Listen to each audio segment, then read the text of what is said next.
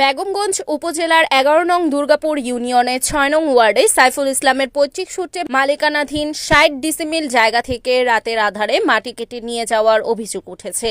এ বিষয়ে সাইফুল ইসলাম বাদী হয়ে গতকাল রবিবার বেগমগঞ্জ মডেল থানায় একই ইউনিয়নের ৫ নং ওয়ার্ডের সুজন মোহাম্মদ সজীব, সৈয়দ মিয়া, শামসুন নাহার সহ মোট ৪ জনকে আসামি করে একটি অভিযোগ দায়ের করে। পরবর্তীতে পুলিশ ঘটনাস্থল পরিদর্শন করে মাটি কাটা বন্ধ করে দেয় এবং সকালে কাগজপত্র নিয়ে উভয় পক্ষকে থানায় যাওয়ার জন্য বলে।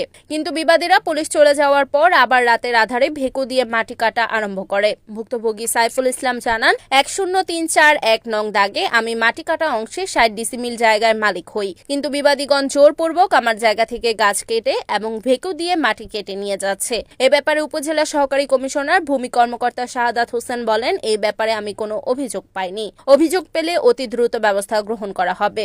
এ বিষয়ে ভুক্তভোগী সাইফুল ইসলাম প্রশাসনের নিকট সুষ্ঠু তদন্তের মাধ্যমে সুবিচার দাবি করেন।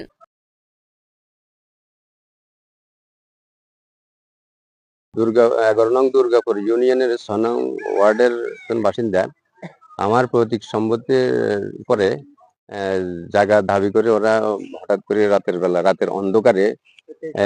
রাতের অন্ধকারে ভেকু লাগাইয়া পিকআপের সাহায্যে মাটি উত্তোলন করে নিয়ে যেতেছে।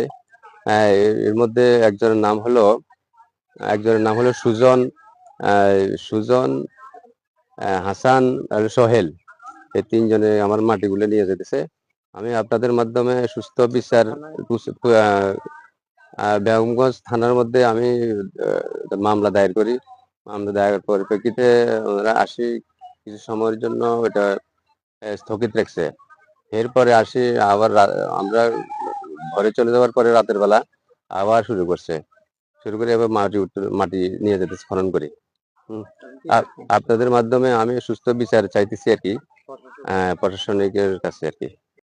Report Mohammad Suman Bhuiyan, NNTV, Noakhali.